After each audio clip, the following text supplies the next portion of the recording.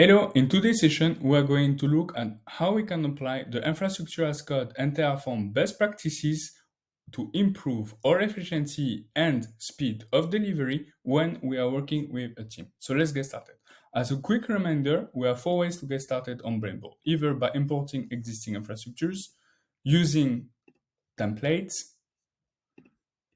Git init, or start from scratch.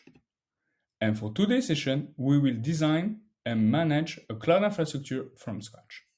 Here on Brainboard, we can either design our cloud infrastructures on single cloud or multi-cloud, either by using Azure, AWS, GCP, or Scaleway. And for today's session, we are going to build a cloud infrastructure on AWS. Here, we have all the cloud resources that we can use to design and manage our cloud infrastructures. As a first resource, we will use a region. We simply need to drag and drop it here. The RD count will automatically be open. We can configure the resource with, for example, region 1, we can leave it like that. And here, let's say we want it to be in California. When you close the RD count, the configuration that you have created for this resource will be auto-saved. Here, now we are going to use an AZ. So here, because we have included the AZ in the region, it has already been pre-filled here, US West, California. Here, we can modify it. We have advanced configuration like that, and then we close it. Now we are going to make it bigger to include a VPC. So either you can look for VPC here, or you can simply go down and look for VPC here. To use it, you simply need to drag and drop it in the AZ. The first power of Brainboard is that it is able to detect all the interactions between the resources. So now the VPC will be included in the AZ and in the region. Here we have the RD count with the documentation that we can use to configure this resource.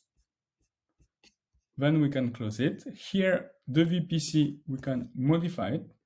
VPC here, US West is good. Advanced configuration, we need to configure it. So here is going to be that, and we don't need the quotes.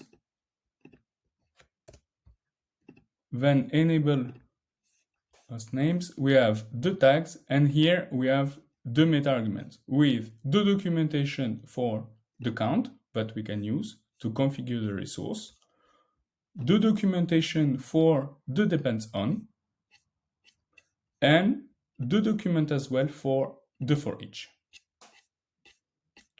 Also, Brainboard will guide you when you need to configure this resource. For example, if you try to do a count and a for each at the same time, Brainboard will automatically detect that there is a conflict with the count and that you need either to keep the for each or the count. Here, we don't need them. So here, we can delete. And then you can inject your own Terraform code and you have exported attributes as well here. Now we can close it. Everything you do on the diagram will be automatically reflected on your code, and we can continue building our infrastructure. Here now, we are going to include a subnet. So we look for subnet here. So VPC subnet is this one. We are going to include it in the VPC, which is already included in the AZ and in the region. Then we have the documentation here that we can use to configure this resource. Here, the subnet is going to be just subnet, California, VPC ID already been pre-filled, as well as availability zone. So now we can actually look at what is missing. So here, we can look at the tags, the extra attributes, and I believe we are good for this resource.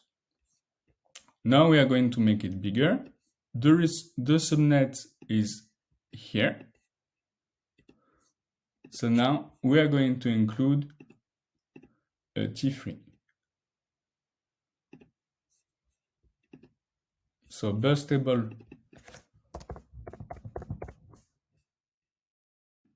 is this one. We include it in the subnet.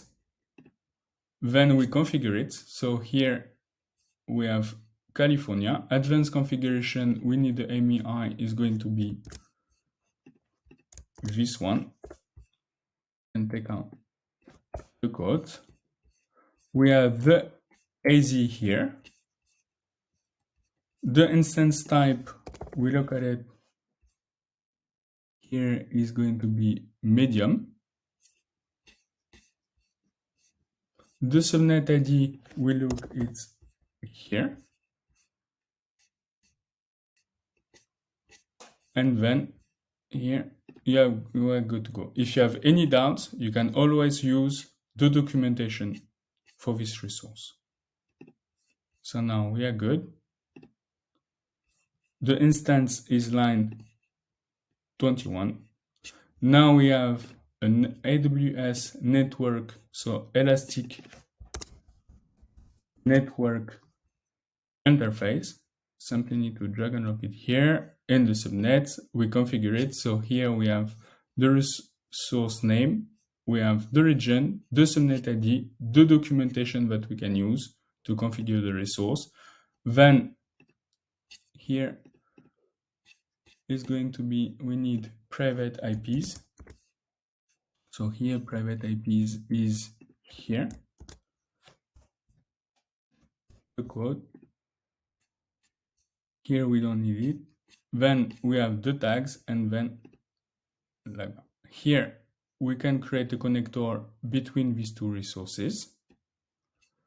And now we can verify that the code is actually valid. So we go to deploy. Here we have all the files from the main.tf, the outputs, the providers, the Terraform TVARs, the variables that we can create, and the locals as well. So here main.tf, action, and then we do a Terraform plan. Here Brainboard will give us the Terraform init and do the state lock. So waiting a little bit.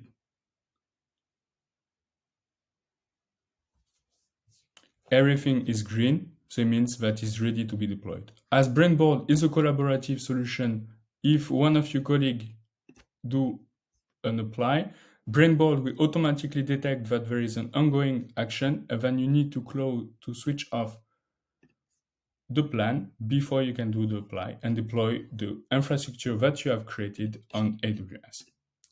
So here now we can actually create the templates. So here we said, so approved, build it from scratch, and Terraform code is valid. So here you can document everything that you're doing. So now approved, we close it.